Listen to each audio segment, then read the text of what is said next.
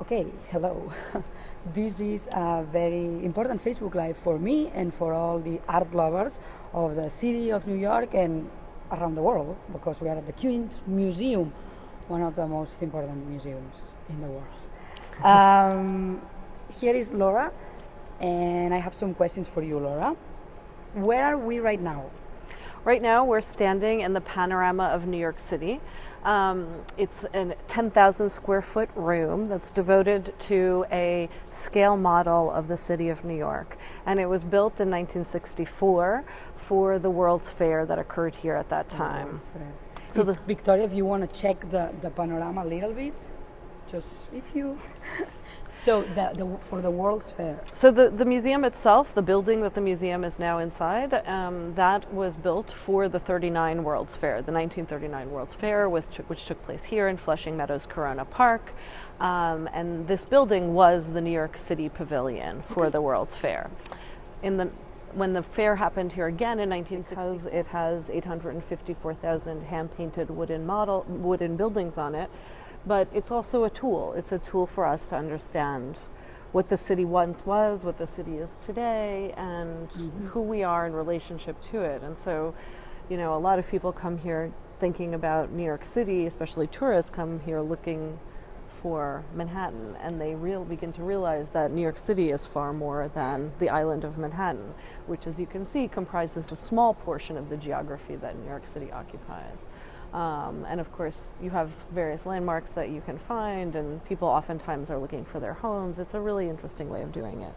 But the thing that attracts me most about it, besides it's a glorious physical presence, but it's also the way that artists can use it as a tool. So, for example, there was a project that Damon Rich did before my time here, but in 2008, shortly after the financial crisis, where he took the in a pizza, when you get pizza delivered, it has the little plastic triangle on top.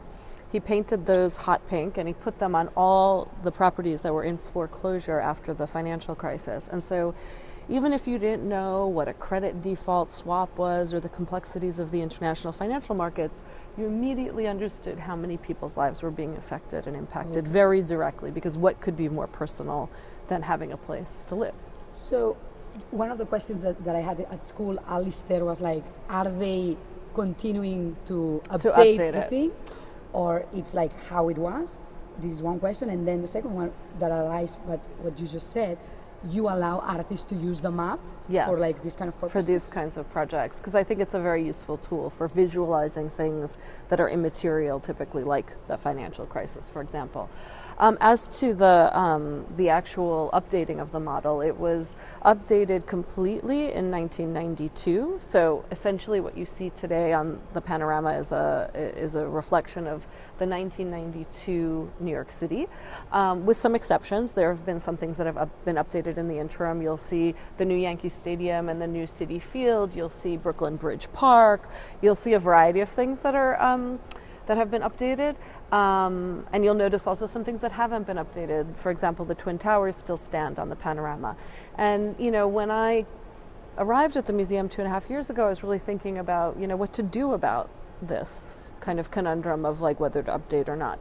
And my feeling over the last 2.5 years has evolved into a conviction that we really shouldn't continue to update it, because if you were to make the panorama today, you would never make it out of hand-painted wood. You would probably 3D print it or do something like this. So it's the methodology of its creation is totally outmoded. It's an idiosyncratic thing that's, definitely definitely from a different era. So why not just keep it as it is? That said, doesn't mean that we won't use it in other ways. So for example, we have a show coming up this fall called Never Built New York, which is a show about all of the architectural ideas and dreams that were proposed or envisioned but never actually built. And so we will be replacing buildings on the panorama with 70 models of buildings that were in fact never realized in New York City. Then you're going to place again the ones that there were like...